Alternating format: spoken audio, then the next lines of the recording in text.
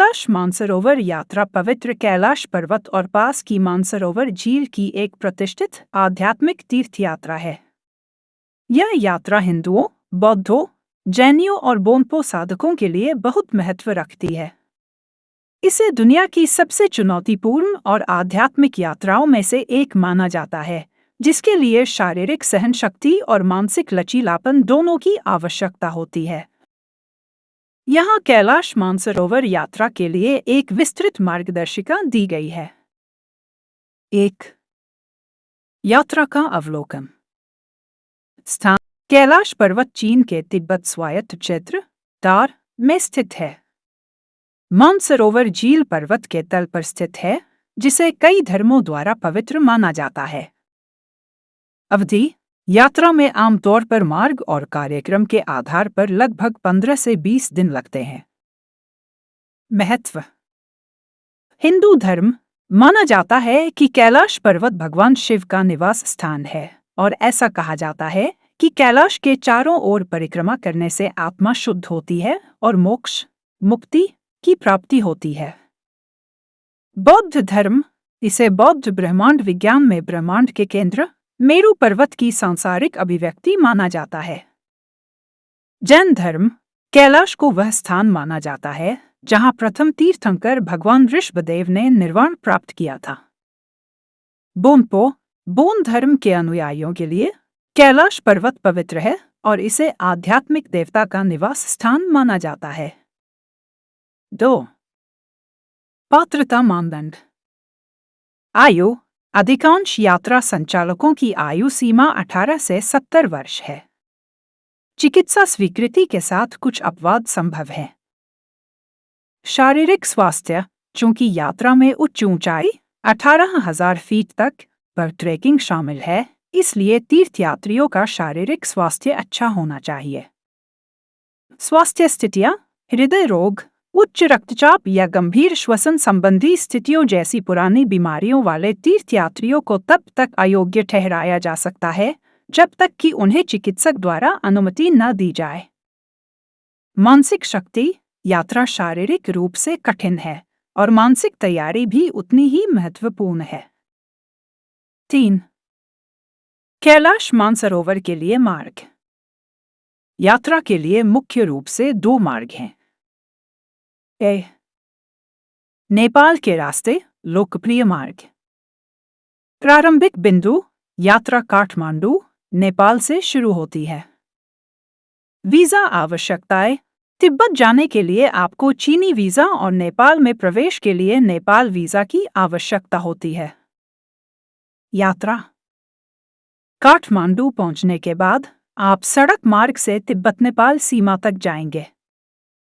सीमा पार करें और तिब्बत स्वायत्त क्षेत्र की यात्रा करें, मानसरोवर झील और अंत में कैलाश पर्वत तक पहुंचे।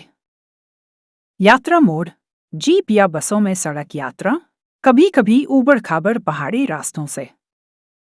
परिक्रमा: कैलाश परिक्रमा पैदल या याक पर की जाती है और इसमें ऊंचाई लगभग 15,000 फीट और उससे अधिक पर ट्रैकिंग शामिल होती है। दूरी लगभग 1000 से 1200 किलोमीटर मार्ग के अनुसार अलग-अलग होती है। बी. चीन के रास्ते ल्हासा मार्ग। प्रारंभिक बिंदु: यात्रा तिब्बत की राजधानी ल्हासा से शुरू होती है। वीजा और परमिट: चीनी वीजा और विशेष तिब्बत यात्रा परमिट की आवश्यकता होती है। यात्रा: तीर्थयात्री ल्हासा के लिए उड़ान भरते हैं और तिब्बत की पहाड़ी सड़कों के माध्यम से कैलाश की यात्रा करते हैं।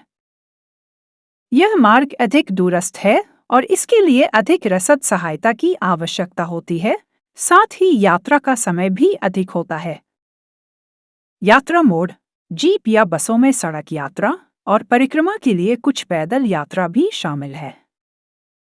अनुकूलन: चूंकि ल्हासा उच्च ऊंचाई लगभग 12,000 फीट पर है, इसलिए आगे बढ़।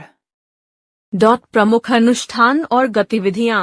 मानसरोवर झील: तीर्थयात्री आमतौर पर पवित्र मानसरोवर झील में डुबकी लगाते हैं, जिसके बारे में माना जाता है कि यह आत्मा को शुद्ध करती है। झील पर अनुष्ठान और पूजा: प्रार्थना करना यात्रा का एक अभिन्न अंग है।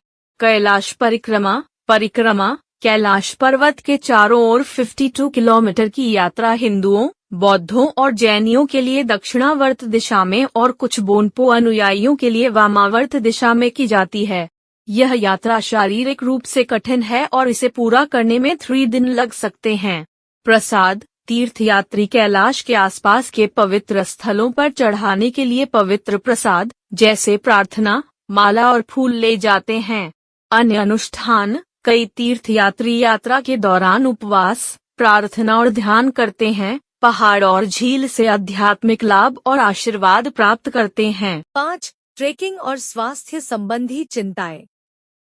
ऊंचाई यात्रा में उच्च ऊंचाई वाली स्थितियों 18,000 फीट या उससे अधिक में ट्रेकिंग शामिल है। यदि उचित अनुकूलन नहीं किया जाता है तो इससे ऊंचाई संबंधी बीमारी हो सकती है। तैयारी ट्रेकिंग के लिए शारीरिक रूप से तैयार रहना अत्यधिक अनुशंसित है, जिसमें पैदल चलना, कार्डियो और सहनशक्ति बढ़ाने वाले व्यायाम शामिल हैं। ऊंचाई संबंधी बीमारी के लक्षण सिरदर्द, चक्कर आना, मतली और थकान।